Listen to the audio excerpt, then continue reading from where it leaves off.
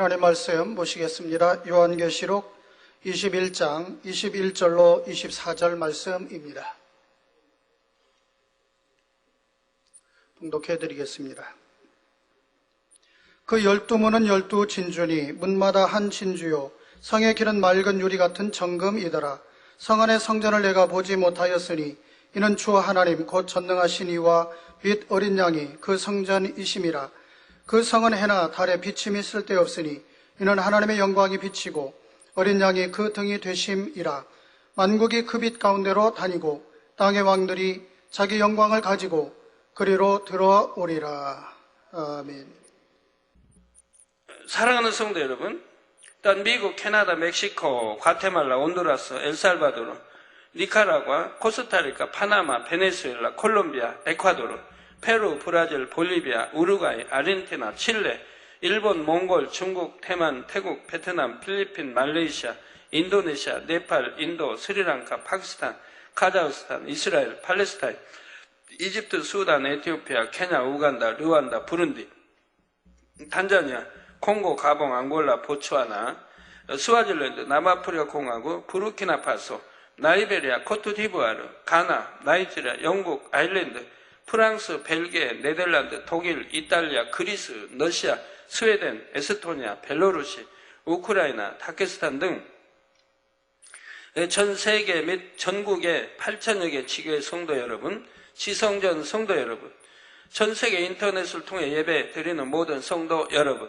GCN 시청자 여러분, 만민TV 시청자 여러분, 지난 시간에는 새 예루살렘의 12기초석과 12진주문에 대해 살펴보았습니다. 이처럼 천국을 구성하는 보석들이나 진주, 정금 이런 재료들은 각각마다 영적인 의미를 지니고 있다 했지요. 예를 들어 누군가의 집이 홍보석으로 장식되었다면 이는 단순히 그 빛과 색이 아름답기 때문에 그렇게 장식된 것만이 아닙니다. 그 천국 집의 주인이 이 땅에서 경작받는 동안에 일궈낸 홍보석 같은 마음을 표현하기 위한 것이지요.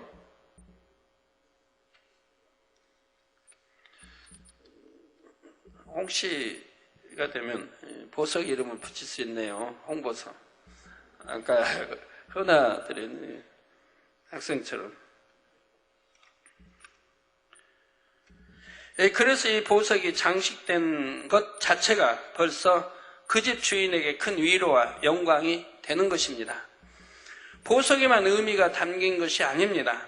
천국의 작은 꽃잎 하나, 풀잎 하나에도 하나님께서는 나름대로의 의미를 섬세하게 담아 넣으셨지요. 우리가 이 땅에서 숨쉬며 살아온 하루하루와 그 속에서 아버지 하나님 앞에 드려진 모든 생각과 마음, 말과 행동의 결과물로서 천국이 이루어지고 있는 것입니다. 그래서 새 예루살렘은 인간 경작을 통해 하나님께서 원하신 온전한 열매를 얻었다는 사실을 나타내는 증거가 됩니다. 곧 그 성의 기초석인 12보석은 성 안에 들어간 하나님의 자녀들의 마음이 보석처럼 아름답다는 증거이지요. 진주로 된 성문은 그 문을 통과하는 자녀들이 진주 같은 인내를 이뤘다는 증거가 되고요. 각 사람이 들어가게 될 집의 규모와 장식들은 그들이 하나님을 어떻게 사랑했으며 어떤 믿음으로 영광 돌렸는지를 보여줍니다. 이렇게 천국이 공의대로 이루어졌기에 그 안에서 살아가는 하루하루가 더 의미 있고 감동적인 것입니다. 이어지는 21절 후반절에 성의 길은 맑은 유리 같은 정금이더라 했습니다. 이 땅의 길도 여러 가지 종류가 있습니다. 아스팔트 길도 있고 블럭이나 잔디가 깔린 길도 있으며 그냥 흙 위에 난 길도 있습니다. 새 예루살렘 길도 다양합니다. 보석이 블럭처럼 깔린 길도 있고 향기로운 꽃들이 마치 양탄자처럼 푹신푹신하게 깔린 길도 있지요. 그러나 새 예루살렘에서 길을 만드는 가장 기본적인 재료는 정금입니다. 그 정금같이 맑은 유리와 같다는 것도 새 예루살렘에 들어간 사람들의 마음을 나타냅니다. 마음이 맑은 사람, 곧 청결하고 성결된 사람들이 그 길을 걷게 되는 것입니다. 성도들이 맑고 깨끗한 마음을 이루는 만큼 점점 더 높은 차원의 천국을 침노에 들어갈 수가 있지요. 또한 이 길을 이루고 있는 정금은 영적으로 소망을 나타낸다 했습니다. 성도들은 이 땅에서 사는 매 순간 믿음의 선한 싸움을 싸우게 됩니다. 새 예루살렘에만 소망을 둔 사람들은 어떤 신앙의 도전을 만난다 해도 그 소망으로 인해 모든 싸움에서 승리하지요. 이처럼 오직 천국의 소망을 두고 티 없이 맑고 청결한 마음을 이뤄내야만이 새 예루살렘에 들어갈 수가 있습니다. 이 땅에서 생명의 길을 걸어온 사람이라야 새 예루살렘의 정금길을 거닐 수가 있지요. 요한복음 14장 6절에 예수께서 가라사대 내가 곧 길이요 진리요 생명이니 나로 말미암지 않고는 아버지께로 올 자가 없느니라 하셨습니다. 성경은 분명하게 이렇게 말씀하고 있죠. 이외에도 구약 신약에 이런 말씀이 많이 있는데도 오늘날 참 기독교인이면서도 가끔 그 신문에 보면 그런 게 나와요. 구원은 어느 종교에나 있다. 이런 참 말하는 분들 보면 그러면서 야합하고 그러면서 서로 축복해주고 하나님은 혈당 우상 앞에 절하는 걸 용납하지 않으셨는데도 오늘날 이렇게 변질이 되고 가고 있으니 얼마나 안타까운 일입니까? 이렇게 변질돼가니 천하 인간의 구원받을 만한 이름을 주신 적이 없다. 하나님은 분명히 말씀했습니다. 우리 예수님 외에는 주신 적이 없다 이 말이에요. 오늘날 세월이 흐르고 마지막 때가 되고 믿음이 사라지니까 기독교도 많이 편해지는 거 볼 수 있고 이런 말을 예사로 하는 분들이 있는 걸 봐요. 마치 구원이 타종에도 있는 것처럼. 예수께서 가라사대 내가 길이요 진리요 생명이니 나로 말미암지 않고는 아버지께로 올 자가 없다. 천국에 올 자가 없다 이 말입니다. 하나님의 말씀에 육신을 입고 이 땅에 오신 예수님께서는 진리 자체이시며 우리에게 생명 길이 되어 주셨습니다. 예수 그리스도를 구세주로 영접하고 하나님의 말씀대로 변화되어 나가야 그 사람은 생명길을 걷는 것입니다. 그리고 장차 천국에 가서 정금길을 걷게 되면 지나간 삶의 여정을 되새기게 되지요. 내가 참된 것에 소망을 품고 옳은 길을 따랐으므로 마침내 이 길을 걷게 되었구나 하고 정금길을 걸을 때마다 감동에 젖어드는 것입니다. 22절에 성 안에 성전을 내가 보지 못하였으니 이는 주 하나님 곧 전능하신 이와 및 어린 양이 그 성전이심이라 했습니다. 사도 요한이 새 예루살렘 성에 들어갔을 때 가장 궁금한 것은 하나님의 성전이었습니다. 성곽만 해도 이렇게 화려하고 아름다운데 성 안에 하나님의 성전은 얼마나 아름다울까 기대하며 찾아보았던 것입니다. 그런데 뜻밖에도 하나님의 성전은 아무데도 보이지 않았습니다. 사람이 생각할 때는 잘 이해가 되지 않을 수도 있지요. 유교 세상에서 사람들이 경작을 받을 때는 하나님을 만나기 위해서 하나님의 집, 곧 성전으로 갑니다. 물론 영이신 하나님은 무소부재하심으로 성전 건물 안에만 계신 것이 아니라 이 세상 어디에나 계십니다. 또 고린도전서 3장 16절에는 너희가 하나님의 성전인 것과 하나님의 성령이 너희 안에 거하시는 것을 알지 못하느냐 했습니다. 하나님의 성령이 우리 안에 거하시기 때문에 너희가 하나님의 성전이라 말씀하는 겁니다. 성령이 거하시는 곳이기 때문에. 그래서 마음을 더럽히면 구원받지 못한다고 말씀하는 거예요. 마음을 더럽히면, 마음을 깨끗하게 하지 않으면, 하나님의 성전을 거룩하게 하지 않았다면 그래 구원받지 못하는 거라고 하시는 거예요. 그래서 너희 의가 바리새인과 이들보다 더 나아야 된다고 말씀하는 거죠. 주님을 영접하는 하나님의 자녀들에게는 성령 하나님께서 임하심으로 우리 마음이 성전이 된다는 것입니다. 이렇게 우리 마음 안에도 성령님이 계시며 하나님은 세상 어디에나 계시다고 해도 육을 입은 사람에게는 눈에 보이고 느껴지는 성전이 필요합니다. 보이지 않는 하나님을 만나기 위해서 특정한 장소를 하나님께서 임하시는 성전으로 구별해 놓기를 원하는 것입니다. 그래서 하나님께서 구약시대에는 성막이나 성전에 하나님의 법궤를 두시고 하나님께 경배하며 제사를 드리게 하셨습니다. 그런데 예수님께서 오셔서 사랑으로 율법을 완성하신 후에 구약의 성전은 이방인들에 의해 회파되었습니다. 법궤를 모셔 놓았던 성전은 그림자요, 말씀 자체이신 예수님께서는 본체이십니다. 요한복음 2장 21절에 그러나 예수는 성전된 자기 육체를 가리켜 말씀하신 것이라 하여 예수님의 몸을 성전이라 하셨지요. 말씀 자체요, 하나님의 본체이신 예수님께서 오셨으니 그림자인 성전은 회파되도록 하나님께서 허락하신 것입니다. 이런 사실을 깨닫지 못하기 때문에 아직도 이스라엘 백성들은 구약의 성전을 다시 이루기 위해 통곡의 벽에서 기도하고 있지요. 네, 저기 통곡의 벽 지금 나오고 있습니다. 저희는 이스라엘 이렇게 선교 가면 새벽에는 저 통곡의 벽에 가서 기도하기도 하고 아니면 감람산에 올라가서 부르짖어 기도하기도 하고들 합니다. 우리 선교팀들이요. 그런데 예수님께서 율법을 완성하신 후에도 여전히 눈에 보이는 성전은 필요합니다. 사람들이 성전 곧 교회에 나와서 하나님의 말씀을 듣고 하나님을 만나며 하나님의 역사를 체험하지요. 그러나 천국에서는 우리가 하나님을 느끼기 위해 특별히 장소를 정해 놓을 필요가 없습니다. 새 예루살렘에서는 하나님의 실체를 직접 뵐 수 있고 어린 양이신 예수 그리스도를 직접 뵐 수가 있습니다.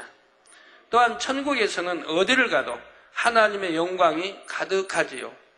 아버지 하나님과 주님의 마음은 천국이라는 공간 전체를 다 품고 계시고요. 그러니 별도의 성전이 필요 없고 하나님께서 또 어린 양께서 친히 성전이 되신다고 하는 것입니다. 새 예루살렘에 성전이 없는 또 한 가지 이유는 더 이상 속죄하는 제사가 필요 없기 때문입니다. 구약시대에는 성전에 나가서 속죄의 제사를 드리는 것이 매우 중요한 일이었습니다. 그러나 새 예루살렘에 들어온 사람들은 이미 아버지 하나님의 마음을 닮아 온전한 선을 이룬 사람들입니다. 더 이상 율법의 형식에 매일 필요가 없고 속죄하는 절차도 필요 없지요.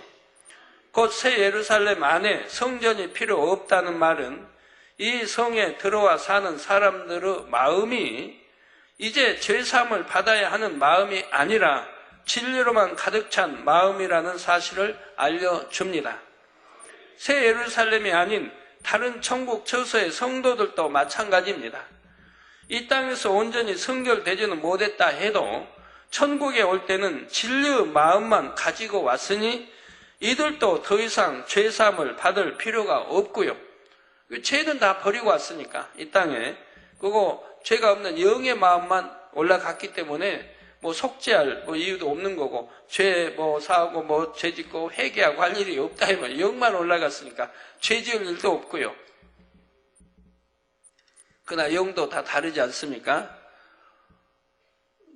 배추를 보면 배추 심어서 이렇게 보면 안에 옛날에 배추들은 포기가 이랬어요. 가지고 안에 노란 이거는 이 노란 것들 이렇게 물들어 이렇게 폭이 커지는데 배추마다 어떤 거는 이렇게 커가지고 굉장히 A급이 있고 또 그보다 적은 거 또 적은 거 속이 얼마나 노랗게 꽉 찼느냐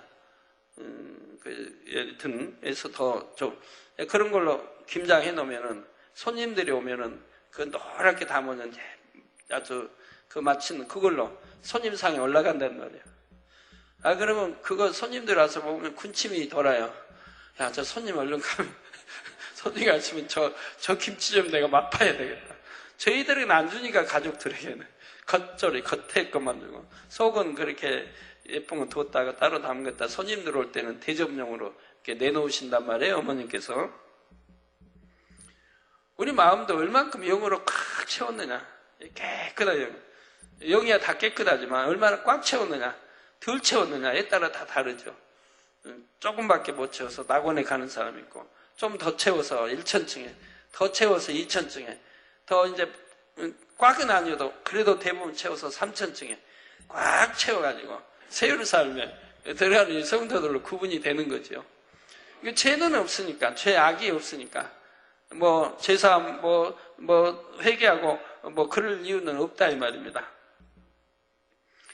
그런데 오늘 이 말씀을 들으시는 분들 중에 예전의 대성전에 대한 설교를 떠올리므로 혹 이상하다고 생각하신 분이 있으신지요? 이 땅에서 대성전을 지어 하나님께 크게 영광을 돌리고 나면 그 성전은 장차 천국에도 이루어진다 했습니다. 새 예루살렘에는 성전이 없다고 했는데 그러면 어떻게 대성전이 있느냐는 것이지요. 그러나 오해될 이유가 전혀 없습니다. 새 예루살렘에 대성전이 있는 이유는 예배하기 위해서 성전이 꼭 필요하기 때문에 있는 것이 아니지요. 물론 천국의 대성전 안에서도 여러분이 모여서 예배를 드릴 수 있습니다. 때를 따라서요. 그러나 천국의 대성전은 그 안에서 예배 드리는 것이 근본적인 목적이 아니고 일종의 기념비적 건물로서 지어진 것입니다. 이 땅에서 이 대성전을 통해 하나님께 영광 돌린 역사를 기리기 위해 그대로 재현해 놓은 건물이지요. 예수님께서 이 땅에서 사역하실 당시의 갈릴리 호수나 골고다 언덕이 천국에 재현되어 있는 것과 마찬가지입니다.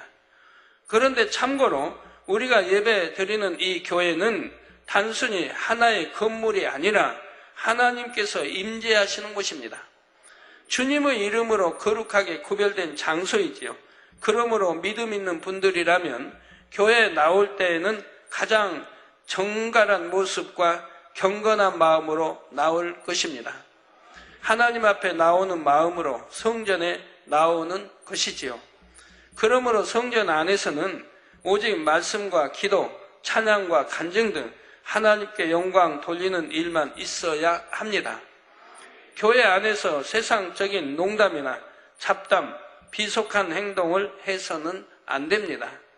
세상적인 사업이나 거래를 해서도 안 되고요.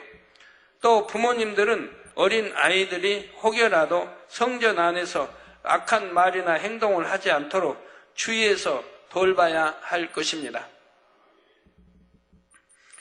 예배실 안에서는 더욱 언행을 삼가야 하지만 마당이나 식당 같은 부속 장소들도 하나님의 성전임을 기억하시기 바랍니다.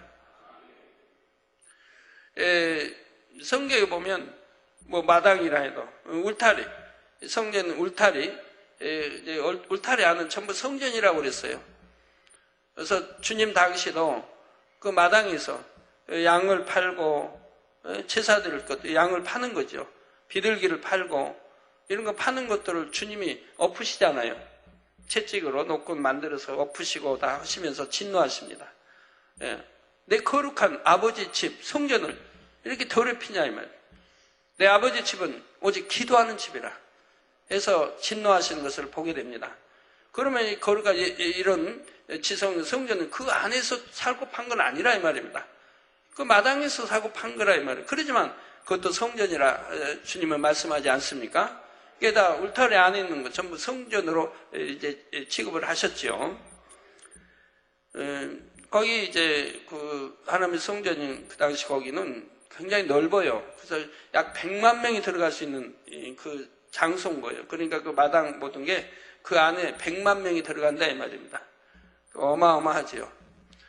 성지순례 때 가보신 분들, 그 안에 들어가서 이제 돌아보신 분들은 굉장히 넓다는 것을 아실 건데요. 100만 명이야 들어가겠구나 하는 것을 느끼셨을 것입니다. 어디 가보신 분들 계시면 한번 손 들어보세요. 높이 들어보세요. 그 안에, 거기 이제, 지금은 해파되고 다른, 그 성지로 이제 돼 있지만, 그 안에도 이제 들어가서 이렇게 구경할 수도 있고 합니다. 그때는 신발도 벗어야 되고, 양말도 벗어야 되고, 그리고 들어가게 돼 있는데, 굉장히 이제 마당 뜰이 넓은 거를 알 수가 있습니다. 예, 성전을 소중히 여기지 않고 그 안에서 합당치 않은 일을 행하면 이는 곧 하나님 앞에 무례히 행하는 것이고 원수마귀 사단은 송사거리가 될 수 있는 것이죠. 예, 그래서 성전을 소중히 여겨야 되고 합당치 않은 일들을 행하지 말아야 되고 하나님 앞에 무례 행하는 이런 일이 없어야 되고 원수마귀 사단은 송사거리가 되어서는 아니 되는 것입니다.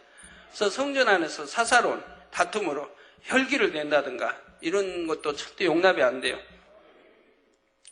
23절에 그 성은 해나 달의 비침이 쓸데없으니 이는 하나님의 영광이 비치고 어린 양이 그 등이 되심이라 했습니다. 성도 여러분, 하나님께서 이 땅에 해와 달을 두신 것은 인간 경작을 위해 필요하기 때문입니다. 이 땅에는 낮과 밤이 있고 빛과 어둠이 교대로 나타나지요. 이런 상대적인 것을 통해 하나님께서는 사람들로 하여금 선악을 알게 하시고 영과 육을 깨닫게 하시는 것입니다. 하나님은 창조주이시기에 선과 악, 육과 영의 모든 것을 밝히 아십니다. 악은 조금도 없는 선 자체이시지만 악의 속성에 대해서도 너무나 밝히 아시고 온전한 영이시면서도 썩어지고 변질되는 육의 속성을 다 아시지요. 그러나 피조물인 사람은 악과 육에 대한 것을 직접 체험해 보지 않으면 알 수가 없습니다. 몸이 아파봐야 건강의 소중함을 압니다. 가난의 고통을 겪어봐야 부유한 것을 마음에서부터 감사할 줄 알지요. 예, 부유함을 감사할 줄 아는 분들은 그 부유함을 함부로 낭비하거나 하지 않습니다. 부유해져도 얼마나 소중하게 그 부유함을 간직해야 돼요. 그래서 그런 삶이 또 사라져야 되고요. 아, 나는 옛날에 가난했는데 그렇게 먹고 싶을 때 못 먹고 간식도 못 먹고 그냥 그렇게 그냥 배고프며 쪼록 소리 나며 성장했는데 이제는 부유하니까 마음껏 먹고 마음껏 취하자. 그런 게 아니라 내가 부유해졌을 때 감사하면서 그 부유한 거 가지고 더 어려운 사람, 가난한 사람도 구제하고 영혼도 구제하고 이런데 내가 사용할 줄 아는 그런 부유함이 되어야지. 이제는 부유해졌으니까 흥청망청 그게 아니지요. 저는 뭐 의식주 걱정할 일 조금도 없겠지만 항상 어려서 가난할 때를 생각합니다. 가난하고 그 당시 성장할 때를 생각하게 돼요. 그러니까 짜장 한 그릇도 참 귀하게 여기고 먹고, 오늘 저녁은 제가 은사집회라 저녁을 먹고 왔습니다만 짬뽕을 사줘서 교회에서 먹었습니다. 양이 적으니까 3분의 1밖에 못 먹습니다만 얼마나 맛있는지.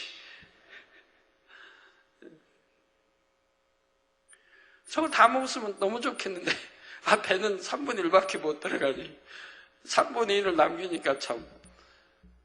거기다 빵 같은 거 세 조각 왔더라고요. 우리 중국집에 보내는. 이것도 하나도 안 먹었는데 하나 드시죠. 네, 그래서 나 이거보다 이 짬뽕이 더 맛있어가지고 나 못 먹겠다고. 그거 먹으려면 짬뽕 맞나요? 짬뽕 한 숟가락 더 먹고 싶어서. 참 맛있더라고요. 죄송합니다. 또 맛있다니까 사주시면 안 돼요. 항상 감사한 거예요, 아버지 앞에. 그런 거 하나 있어도 반사하고. 저는 밥 먹을 때 꼭 반찬 그릇으로 씌워봐요. 몇 가지가 올라왔는데. 그 먹으면서 항상 지금도 그래. 민망해요, 하나님 앞에. 옛날에는 얼마나 어렵게 참 그렇게 산 적이 있는데 지금은 그렇게 어렵지 않게 그냥 얼마든지 먹으려면 먹을 수 있게 이러니까 민망한 거예요.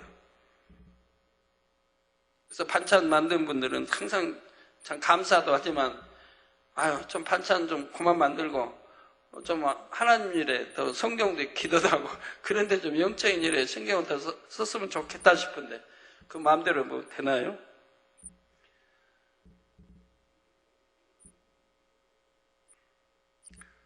근데 오늘날 젊은이들은 그게 아니더라고요.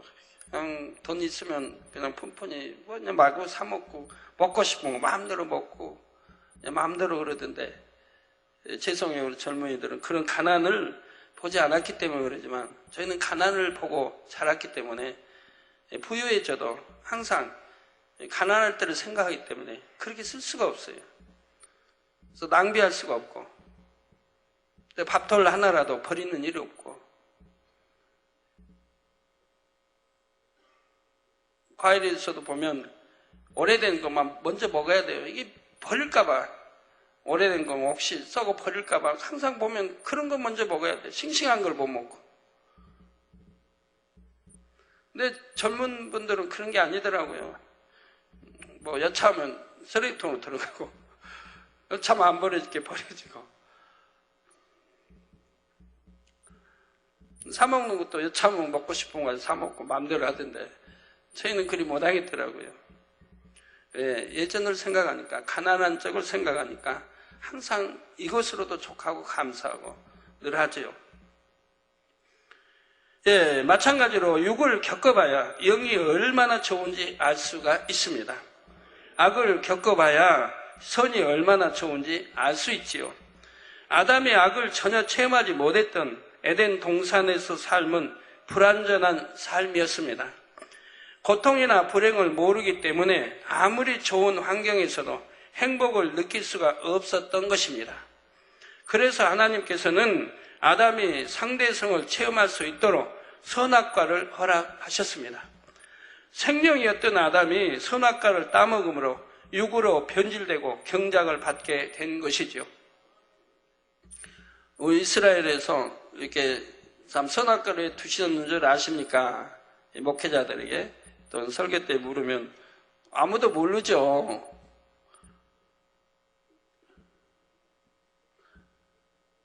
주의종 세미나 옛날에 저는 주의종 세미나 3개 다니면 수천 명씩 모이지 않습니까? 뭐 채야 모였다 해도 3천인가 4천이 채할 거예요. 뭐 나 5천, 6천, 7천, 8천씩 모이니까 주의종 세미나. 그 무릇 선악과 왜 두셨는지 아십니까? 하면 아는 손든 분이 하나도 없어요. 다 모르는 거예요. 그래서 조금만 이렇게 힌트만 줘도 조금 설명만 해도 그냥 얼굴이 확 밝아져요. 선악과 두신 거 우리 하나님이 우리를 사랑해서 두셨습니다 하면 눈이 동그래져요. 왜 사랑이라고 그러는지 왜 설명을 좀 해주면 너무 행복해 하시는 거예요. 이스라엘도 마찬가지더라고요. 그래서 선악과 이렇게 어느 교회 2번, 3번 가는 교회에 있어서 그때 이제 했더니 너무도 행복해 하시는 거예요. 참석한 목사님들 또 양떼들이 너무 행복해요. 아, 그래서 선악과를 두셨구나. 그 뜻을 아니까. 이 땅에서 죄로 말미암은 고통과 썩어질 유구 것들을 체험하게 되었습니다. 그래서 하나님 안에 거하는 것이 얼마나 좋고 하나님께서 베푸신 사랑과 은혜가 얼마나 소중한지를 절절히 느낄 수 있었지요. 아까 매거진 나오신 그 집사님도 그렇지 않습니까? 그 당시에 고통스러워 얼마나 힘들었겠습니까? 하지만 며칠을 믿음으로 승리했기 때문에 지금은 얼마나 값지겠어요, 그것이. 생명이 되고 내게 믿음이 됐으니까. 며칠 고통스러웠지만 그걸 견디고 믿음으로 승리했으니 지금은 얼마나 행복하겠어요. 거기다가 의사 병원에 가서 진단한 결과 속이 너무나 깨끗한 거 아니에요. 너무나 깨끗하게 아버지가 역사해 주셨다는 것도 알게 되고요.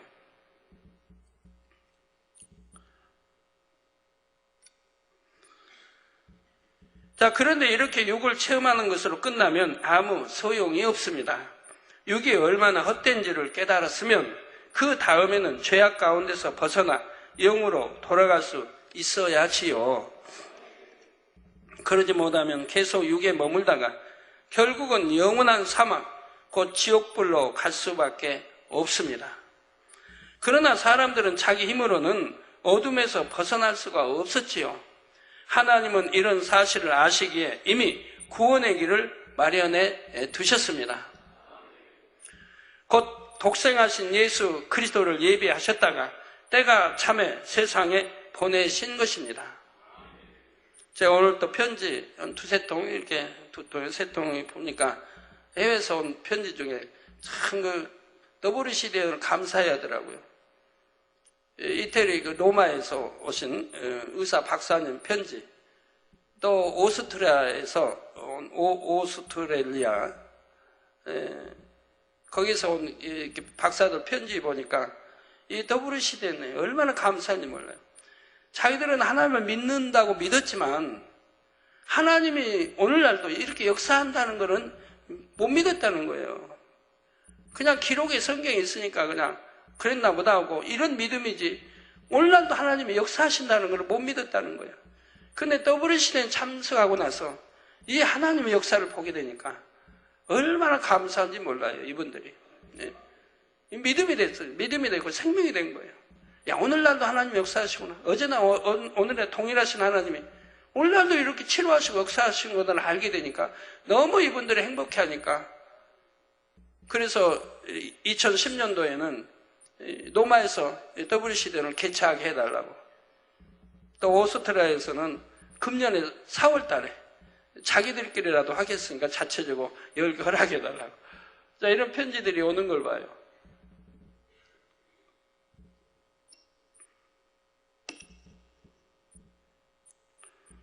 예, 저렇게 뭐 한 40여 개국 나라의 의사들이 모여서 이 하나님 역사, 이 재단에 일어나는데 이런 하나님 역사를 얼마나 많이 사람들이 비난해요. 마치 조작하는 것처럼, 방송도 그렇고 조작하는 것처럼, 거짓말하는 것처럼. 어떤 사람은 지금도 짜고 한다, 돈 주고 한다. 세상에 말도 안 되는, 전혀 있을 수 없는 그런 말들을 여러분들의 남편들이 지금도 하고 있는 분들이 있지 않습니까? 그렇게 수도 없이 많은, 수백만, 아니 수천만, 수도 없이 많은 사람 치료받고, 그렇게 수없이 간증하고, 그렇게 매가진 신문 수없이 하는데도 뭐 짜고 했느니, 뭐하니, 믿지 말라니, 이런 남편들이 지금도 있는 거예요. 그래서 저 의사분들도 언제 짰을까요? 다 박사들이고 세계 유명한 의사분들이. 저분들은 엄연히 검진에, 병원 자료, 검진에 확증된 것들로 하는 거예요. 병원 자료가 뚜렷이 있어가지고 거기서 저분들이 다 확증하고 분명히 하나님 역사다 인정하고 그리고 발표하는 거예요. 의사들이 인정을 하는 거예요. 이 재단에 일어나는 하나님 역사들을 세계 수많은 나라의 의사들이 다 인정을 한다 이 말입니다. 예, 속일 수도 없는 것이고 정확한 과학적인 데이터 또 의학 데이터에 의해서 다 발표 사료가 되는 거예요. 뭐 의사 박사들이 바보입니까?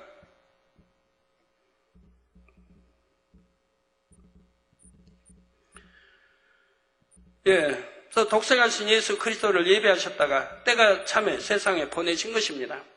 주님을 믿고 영접하여 빛 가운데 거하는 사람은 장차 빛의 공간인 천국에 영원히 살게 되지요. 천국에는 어둠이라는 자체가 없으므로 해, 달, 별 같은 것이 필요가 없습니다. 하나님의 영광의 빛이 온 천국을 가득 채우고 있기 때문입니다. 23절 후반절에 이는 하나님의 영광 빛이고 어린 양이 그 등이 되심이라 했습니다. 어린 양 예수 그리스도가 하나님의 영광을 비추는 등이 되신다 했지요. 이는 예수 그리스도를 통해 하나님의 영광이 나타난다는 뜻입니다. 사람이 할 수 없는 것, 불가능하다고 생각했던 일들이 하나님의 능력으로 가능하게 되었을 때 이것이 하나님께 영광이 됩니다.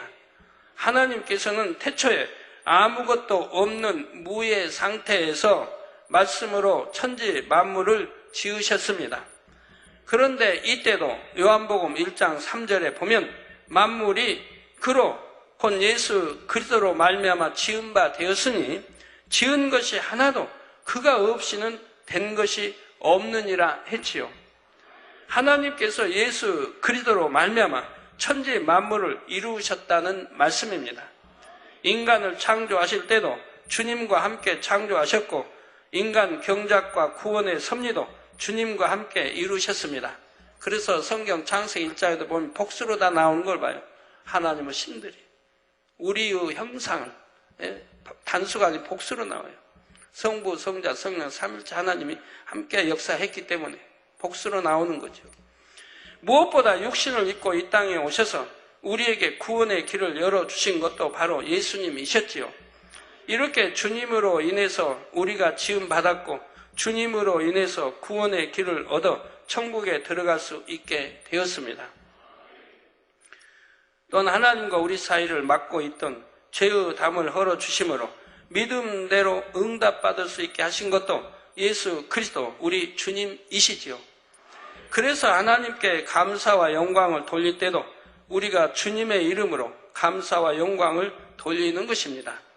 이처럼 예수 그리스도가 없이는 우리에게 구원도 응답도 축복도 없으며 하나님께 어떤 영광도 돌릴 수가 없습니다. 그래서 하나님의 영광을 비치는 등이 어린 양이신 예수 그리스도라고 하는 것입니다. 24절에 만국이 그 빛 가운데로 다니고 땅의 왕들이 자기 영광을 가지고 그리로 들어오리라 했습니다. 여기서 만국이라는 것은 천국의 개념이 아니라 이 땅의 개념이지요. 천국에서는 나라나 민족, 인종이 상관이 없습니다. 예수 그리스도를 통해 구원받았다면 어느 나라, 어느 민족이든 흑인이나 백인이나 모두가 하나님의 자녀이지요. 이처럼 세계 만국에서 구원받은 모든 영혼들이 천국에 들어가면 하나님의 영광의 빛 가운데 다니게 됩니다. 예, 우리 천국에서는 색깔도요, 다 우윳빛, 예쁜 색깔로 변하는 거예요. 뭐 황색이니 백인이니 뭐니 따질 거 없어요. 다 색깔도 가장 예쁜 색, 이런 우윳빛으로 머리칼도 황금 아주 멋있는 다 이렇게 변해요. 이건 얼마나 참 감사해요. 구분 없이 다 이렇게 키도 참 다 일정하게 다 키 적어서 고민 안 해도 되고 키 너무 커서 고민 안 해도 되고 알맞게 하나님이 해놓으셨으니까. 예, 자 천국에 들어가면 하나님의 영광의 빛 가운데 다니게 됩니다. 그 중에서도 땅의 왕들이란 이 땅에서 경작받는 동안 영적으로 성도들의 머리 되었던 사람들입니다. 성도들의 머리라면 목사님, 장로님, 권사님 이렇게 중한 직분을 가진 분들일까요? 꼭 그렇지는 않습니다. 육적인 직분이 중요한 것이 아니라 영적인 자격을 갖춰야죠. 그러니까 천국에서 높고 낮는 것은 큰 자 적은 자는 영적인 것을 말해요. 영적으로 얼만큼 더 들어가서 하나님 아버지 닮았느냐, 그게 중요한 거지. 차라리 목사 장로가 돼가지고 영적으로 더 참 낫다고 하면 책망받을 일인 거예요.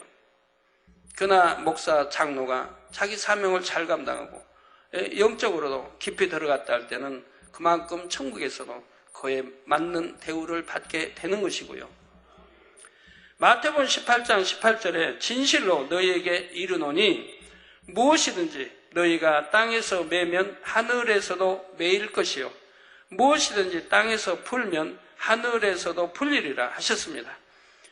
그래서 사람들은 흔히 이 땅에서 교회의 중한 직분을 맡았으면 장차 천국에서도 큰 자가 되리라고 생각합니다.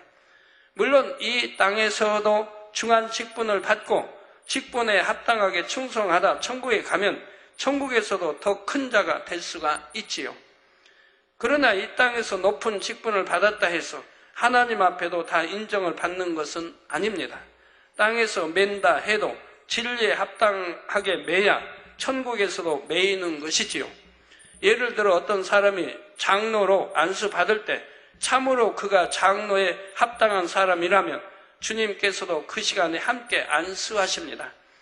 영안이 열려서 보면 그가 안수를 통해 장로로 인침받는 순간 주님의 손이 함께 안수하는 것을 볼 수가 있죠. 그러나 주님이 친히 이 땅에 오신 것은 아닙니다. 공중에 거하시면서 안수를 하세요. 그래서 교회에서 어느 날 뭐 장로로 권사로 임명한다고 해서 하나님이 인정하시는 거 아니에요. 하나님이 인정하신 장로 권사는 성경에 기록되어 있어요. 감독자는 어떻게 해야 된다는 거. 그러니까 우리 교회는 최대한 그 성경에 맞게 임명을 하고 있는 거예요. 아무나 세우는 게 아니고. 어느 뭐 교회는 꼭 대학교를 졸업해야만 되고, 근데 성경에 어디 대학교를 졸업하고 지식이 많아야 되고 없잖아요. 하나님은 성령의 감동과 충만함과 한 지혜와 이런 영적인 거를 말씀하셨지. 집사를 세울 때도 뭐 학벌이 좋아야 돼. 그런 건 없잖아요, 성경에. 그래서 우리 그런 거는 안 따져요. 성경대로 해요. 그래서 최대한 그 성경에 맞게 뽑는다고 뽑아요. 뽑는다고 뽑지만 그 뽑혀 나오신 분들 중에도 말씀대로 살지 않는 분들이 혹하다 나오더라고요. 그러니 문제죠. 뽑는다고 뽑아도 어떤 분들은 나 권사 안 줬다고 삐지신 분도 있고. 그러면 예를 들어 그런 분들이 권사 직분을 받았다고 해봐요. 하나님이 치지 않으니까, 주님이 안수하지 않으니까 아무 소용이 없는 거예요. 받아도. 하나님이 합당하지 않은 분들을 세워서 주님이 안수하지 않으면 아무 소용이 없는 거예요. 주님이 안수해서 인정해 주셔야 되는 거예요. 이 땅에서 이제 안수자들이 안수하지 않습니까? 머리에 기름 부은다, 안수해 준다 이 말이에요. 그때 주님이 공중에서 같이 안수해 주셔야 되는 거예요. 그러지 않으면 하늘나라는 인정 안 해요. 장로다 권사다 인정 안 해요. 그러니까 교회에서도 하나님이 인정하시고 우리 주님이 인정하시도록 최대한 성경에 맞게 뽑아서 세우는 거예요. 제가 그거를 이제 언제 알았냐면 전에 옛날에도 설명한 적이 있습니다. 개척하고 얼마 안 돼서 제가 다니던 교회 장로님들, 이제 집사님, 저거 같이 신앙에서 집사님들인데 장로님들을 3분인가 세운 적이 있어요.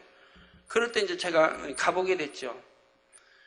가봤는데 그 중에 3분 중에서 우리 주님이 공중에서 한 분을 안수하신데 그것도 얼굴을 이렇게 돌리시고 하시는 거예요. 기뻐하지는 않아요. 근데 그분이 그래도 믿음이 좋았는데 거기는 항상 그냥 목사님이 인정하시니까 남성 회장, 나는 부회장, 또 서기 뭐 다 맡아 제가 다 하는 거예요. 항상 해년마다 저는 안 세워요, 머리를.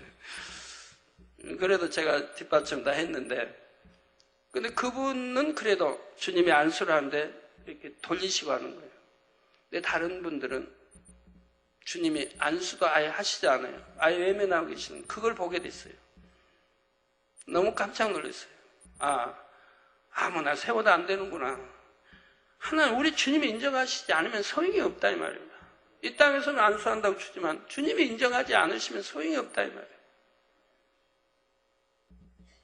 하늘나라에서 인정해야죠. 자격이 돼야죠. 성경에 기록된 대로 자격이 돼야 된다 이 말이에요. 자격이 안 됐는데 장로 주고 권사 주면 인정 안 하신다 이 말입니다. 그런 걸 알아야 되는 거예요. 그래서 교회에서 합당하면 줄 건데 나는 왜 권사 안 줍니까 하고 삐진다든가, 장로 왜 나는 안 줍니까 하고 삐진다든가 이러도 안 되고, 어떤 분은 안 주니까 떠나려고 그랬대요. 그런 분은 당연히 자격이 없으니까 안 줘야죠. 장로직 안 준다고 생명의 제자를 떠난다면 그건 무슨 장로감입니까? 집사 권찰감도 안 되는데. 근데 가끔 그런 분이 있거든요. 떠나려고 했었다고. 그러면 제가 속으로 그래요. 장로 안 주기를 참 잘했다.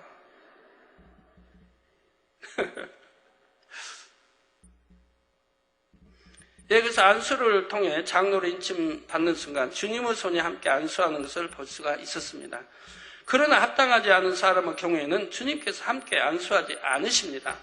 그러니 아무리 중한 직분을 받았다 해도 그 마음이 성결과 거리가 멀고 직분에 합당한 자격을 갖추지 않는다면 천국에서는 머리 된 영광을 누릴 수가 없지요.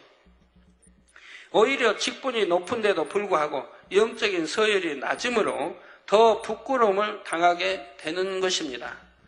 그래서 야고보서 3장 1절에는 내 형제들아, 너희는 선생된 우리가 더 큰 심판 받을 줄을 알고 많이 선생이 되지 말라 하셨지요. 이게 선생된 자가 선생된 우리가 더 큰 심판을 받을 줄 알고 많이 선생이 되지 말라. 선생된 자는 가르치는 입장이 있잖아요. 그러니까 잘못하면 심판이 더 크다 이 말이에요. 우리 주님이 말씀하시잖아요. 모르고 지은 죄도 죄는 죄입니다. 그러나 알고 짓는 것보다 모르고 지은 죄는 더 가볍다고 말씀하죠. 모르고 지었으니까. 그래도 죄는 죄라 이 말입니다. 그러면 알고 짓는 자는 더 벌이 크다 이 말이에요.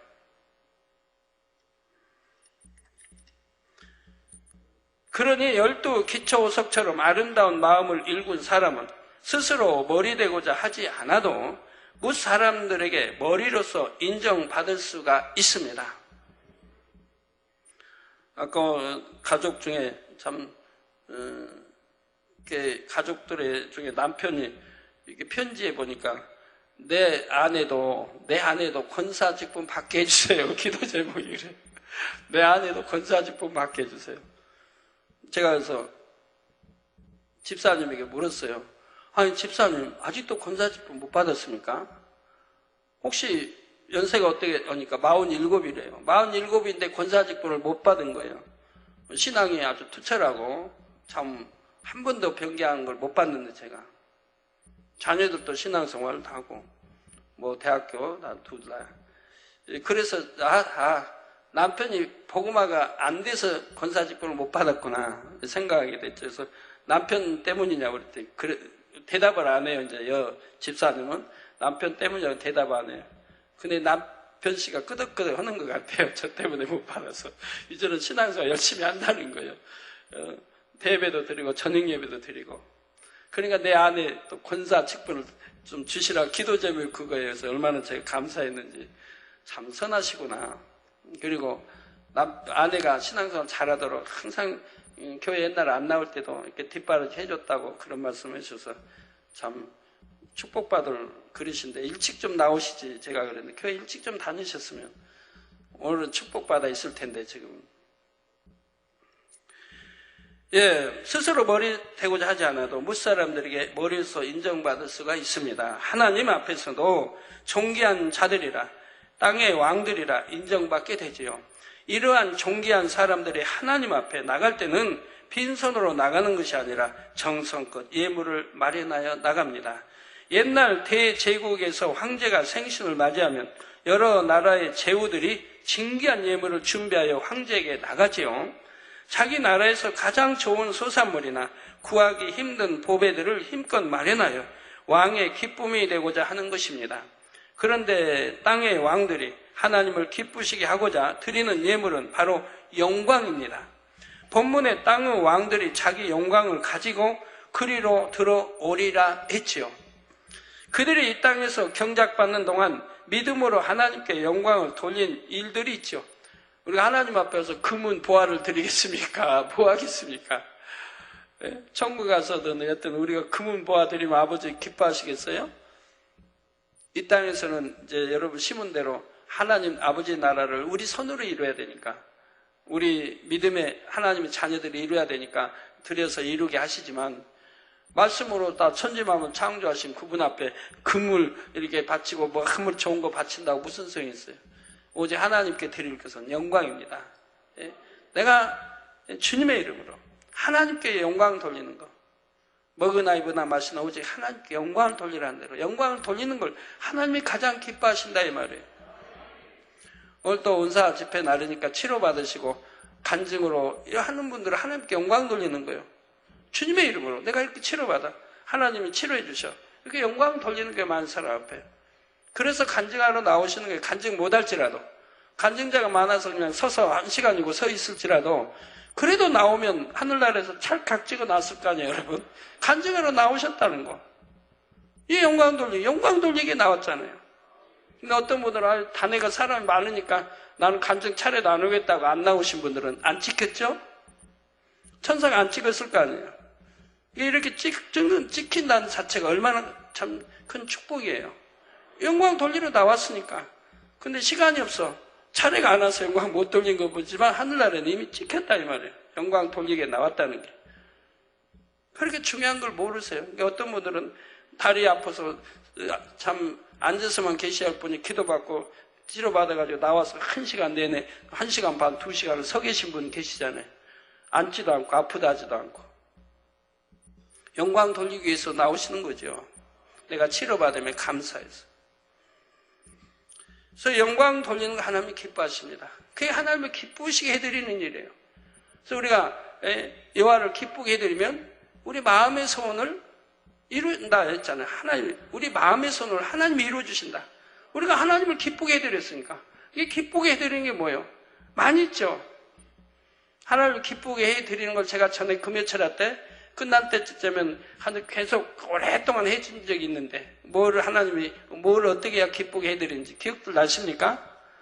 오래전에 내가 금요철야 끝날 때마다 해드렸는데 기억들 안 나시죠? 참. 그 많은 매주 해드렸는데 그것만 다 묶어도 소채자는 될 텐데.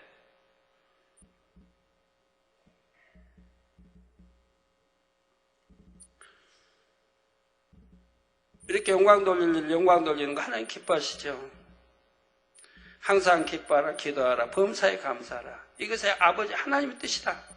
예수 그리스도 안에 나 이런 게 기뻐하는 게 아버지를 기쁘게 해드리는 거예요. 그러니까 기도받으러 나온 분들 징징 짜지 마세요, 제발. 기도받으러 나와서 징징 짜고 우시는지. 여기도 아파요, 여기도 아파요. 여기 기도해주면 또 여기 귀가 안 들려요. 기도해줬더니 또 눈이 안 보여요. 그렇게 나는 믿음 없어요. 자꾸 하고 있으니 어떻게 치료를 받아요? 하나님 앞에 믿음 내보이는 게 기쁘게, 하나님을 기쁘게 해드리는 게 또 뭐예요? 에녹이 하나님을 기쁘게, 믿음으로 하나님을 기쁘게 해드렸다.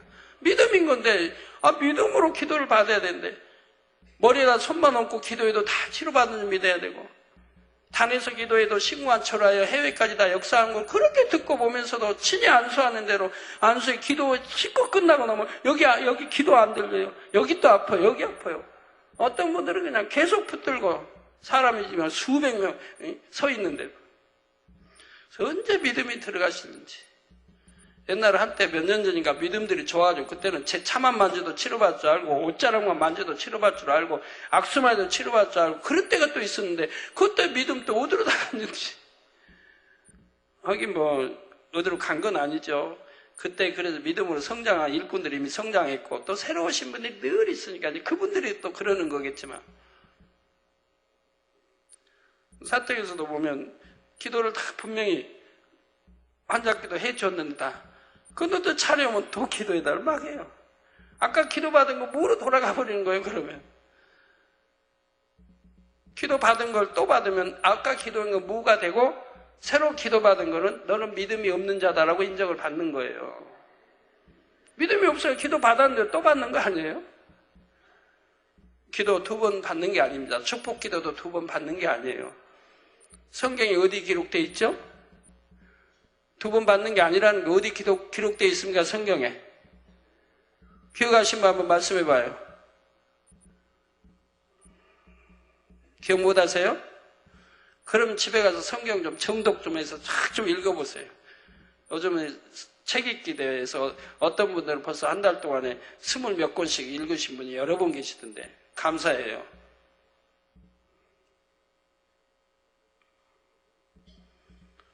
이럴 때 기회 줬을 때 참 신방하고 기도는 하고 다 할 때 하고 그리고 책 한번 쫙 훑어서 나온 책 이게 읽어본다는 게 얼마나 양식되겠어요. 한번 쫙 무장한다는 게 말씀으로.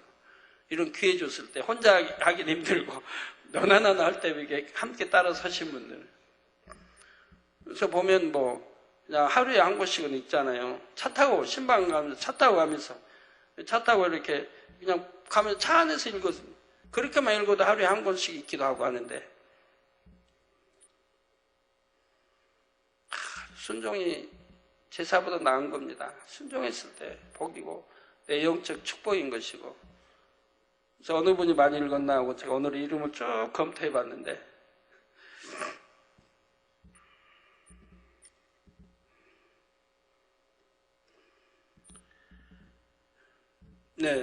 이 땅에서 경작받는 동안 믿음으로 하나님께 영광을 돌린 일들이 있습니다. 이렇게 영광 돌린 행적들이 다 각자가 하나님께 드리는 예물인 것입니다. 예를 들어 다니엘은 기도 쉬는 죄를 범치 않으려고 굶주린 사자굴에 던져지는 편을 택했습니다. 이게 얼마나 위대한 믿음입니까? 얼마나 위대해요.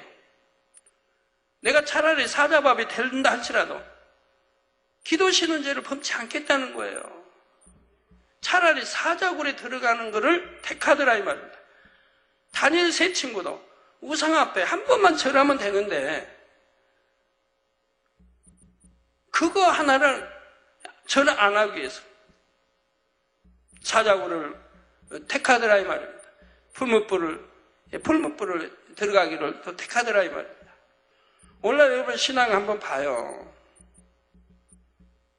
우리 장로님들 신앙이 어떤가 한번 봐요. 얼마나 세상과 타협합니까? 내가 누구와 이렇게 손잡기 일하면 안 된다는 거 알면서도 돈을 벌게 물어오는 분들이 있다 이 말이에요. 내가 우상 섬기는 사람들, 하나님을 대적하고 주님을 인정하지 않는 우상 섬기는 사람에게 그들을 부유하게 해주는 내가 손을 잡기 일하면 그러면 안 된다는 거 하나님 벌써 알 텐데도 이런 것도 물어오신 분이 있다 이 말이에요.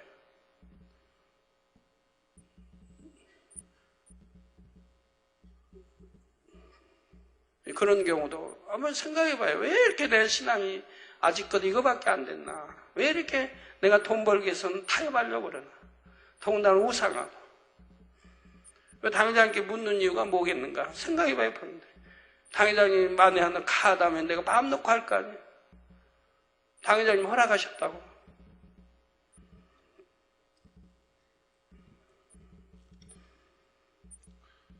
오늘날 단일 철야도 특별한 이런 철야인데도 제가 첫날부터 여러분들 유심히 기도하는 거 봅니다. 그래서 제가 이런 때 좀 기도하는 거 좀 가르쳐도 드려야죠.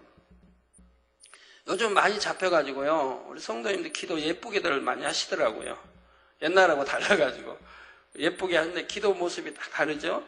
어떤 분은 앞에 잡고 그냥 이렇게 하시고 어떤 분은 손을 잡고 그냥 이렇게 하시고 여러 모양인데 옛날에는 그냥 막 양무릎 때리면서 다다다다 그러면서 기도하시는 그런 분 안 계시더라고요. 살짝 때리는 분은 있지만.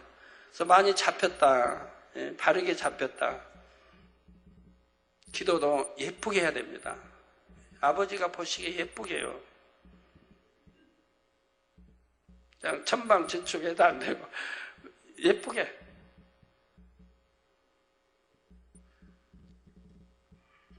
중심으로 믿음과 사랑을 가지고 또 통성으로 기도해도 되니까 소리도 내서 고운 목소리로 이렇게 하시도록 습관을 잘 들이세요. 습관. 중얼중얼하지 마시고요. 소리를 내서 해요. 그래야 잠도 달아나지요. 예, 하나님께 지켜주심으로 상처 하나 없이 사자굴에서 살아나왔습니다. 믿음이 이렇습니다. 근데 아무것도 아닌 일 가지고 기도시는 분들 보면 이래서 쉬고 저래서 쉬고 깜빡 잠들어가지고 못 나갔다 그러고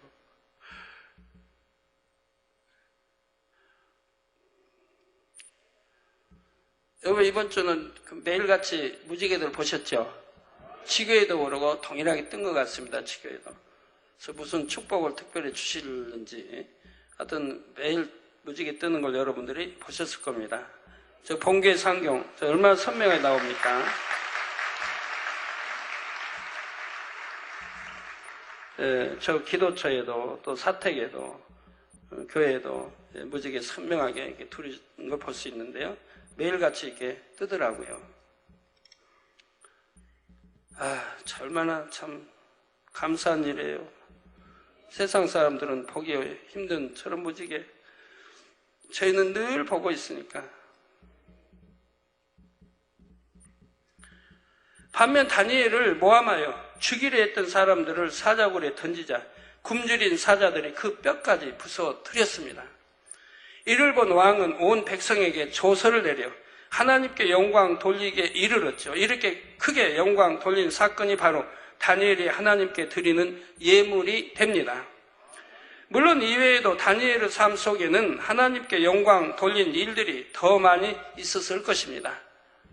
궁조에 나온 음식, 거절한 것도, 포로로 잡혀가 있으면서도. 이거 얼마나 영광 돌릴 일이에요. 믿음이 아니면 할 수 없죠. 내가 포로로 잡혀갈 때 궁정에서 참 내리는 음식도 거절하고, 가증스러운 짐승, 제사드린 짐승 이런 게 있을까봐 거절한다 이 말입니다. 다 생명 내놓고 하는 거예요. 내가 죽으면 죽으리라. 차라리 가증스러운 짐승 먹느니, 아니면 우상 앞에 바친 재물 먹느니 내가 죽음을 택하겠다는 거예요. 다니엘과 세 친구는 나이도 어린데, 이게 믿음이라는 거예요. 이게 믿음. 이런 믿음들을 여러분들이 가지셔야 되는데, 그렇게 많은 기사와 표적 권능을 보시면서도 그런 믿음에 이르지 못한 분들 보면 참 안타깝죠. 이처럼 영광 돌린 일들을 가지고 나갈 때 하나님께서는 기뻐하고 즐거워하시면서 천국 백성들 앞에도 칭찬하며 그를 드러내십니다. 그러면 천국 백성들도 다 함께 기뻐하고 그처럼 영광 돌린 사람을 칭송하지요. 결론을 말씀드립니다. 사랑하는 성도 여러분, 천국에서는 영원한 삶을 살지만 아무리 오랜 세월이 지나도 이 땅에서 경작받은 날들을 잊어버리지는 않습니다. 그리고 또 잊어버리지도 않지만 또 잊어버리지 않게 천국에 다 만들어 놓으셨다. 이 땅에서 경작받았던 일들을 다 만들어 놓으셨다 이 말입니다. 박물관에 가면 이제 박물관이 뭐 대형 박물관이죠. 어마어마한 그 안에 또 다 이 땅에서 우리가 보지 못할 봤던 모든 것도 다 진열되어 있는 것이고, 박물관에 가면 이 땅에서 삶이 다 재현되고, 성지순례를 가서 보시는 뭐 갈릴리 주님의 행적 다 천국에서 다 그대로 있는 것이고 볼 수 있게 해놓으셨다 이 말. 우리 대성전도 마찬가지고. 천국을 이루는 모든 요소들이 결국 각자가 경작받은 세월들 속에서 나온 결정체요 기념물과 같기 때문입니다. 진주문을 통과할 때는 내가 어떤 인내의 세월을 거쳐 이 귀한 천국에 들어왔는지, 이게 세유산 12문이 다 진주문인 그 이유가 내가 어떻게 신앙생활에서 세유산에 들어왔는지, 진주문을 보면 생각이 난다 이 말입니다. 정금 길을 걸을 때는 내가 어떤 믿음의 길을 걸어왔는지를 떠올리게 되지요. 여러분의 집안에 있는 하나하나의 초목과 꽃들, 집을 이루는 재료들과 장식, 가구들, 모든 것이 마찬가지입니다. 집안에는 벽화와 같은 그림, 조각들을 통해 집주인의 행적을 기록해 놓기도 하지요. 이처럼 천국 곳곳에 지나간 신앙의 여정이 다 깃들여 있으니 어찌 경작의 세월들을 잊을 수 있겠습니까? 오히려 세월이 갈수록 경작의 날들을 잘 승리하여 천국에 들어온 감동과 감사가 더욱 진해지게 되지요. 그리고 때를 쫓아 하나님 앞에 나갈 때는 각자가 하나님 앞에 영광 돌렸던 일들로 인해 칭찬과 존귀를 얻음으로 행복이 더해집니다. 사랑하는 성도님들은 장차 어떤 영광을 가지고 하나님 앞에 나아가시겠는지요? 나는 이처럼 내 믿음을 지켰고 하나님 앞에 영광 돌리며 살았나이다 하고 하나님께 드릴 예물이 잘 준비되고 있으십니까? 이러한 여러분 모두가 대형 손수건 집회의 강사가 되어야만 영광을 돌릴 수 있는 것이 아닙니다. 혹은 대성전을 이루는 건축위원장이 되어야만 하는 것도 아니지요. 하나님께서는 큰 것은 큰 것대로, 작은 것은 작은 것대로 각자가 영광 돌리는 것을 기쁨으로 받아주십니다. 여러분에게 주어진 모든 시간을 허비하지 말고 날마다 최선을 다해 살아가시기를 바랍니다. 속히 성결을 이루고 맡겨진 모든 사명에 온전히 충성하여 여러분의 매 순간이 귀한 예물과 같이 하나님께 연락될 수 있기를 바랍니다. 그래서 착하고 충성된 아들, 딸이라 칭찬받고 장차 하나님의 보좌 가까이 거할 수 있으시기를 주님의 이름으로 축원합니다. 네, 말씀 상고하시면서 통성으로 다 같이 기도하시겠습니다. 할렐루야. 주님 은혜와 사랑에 감사를 드립니다. 아버지, 오늘 또 들은 말씀이 믿음이 되고 생명이 되게 도와주시기를 원합니다. 아버지, 천국 소망도 더해지게 하시고 우리가 무엇을 가지고 아버지 앞에 예물로 준비되어 나갈 것인가, 아버지 참으로 이 땅에서도 많이 영광 돌리게 하시고 영광의 보따리 들고 아버지 앞에 담대히 아버지 나아갈 수 있는 하나님의 자녀들이 되게 축복해 주시기를 원합니다. 주여 감사합니다. 우리 주 예수 그리스도의 이름으로 기도하옵나이다. 아멘.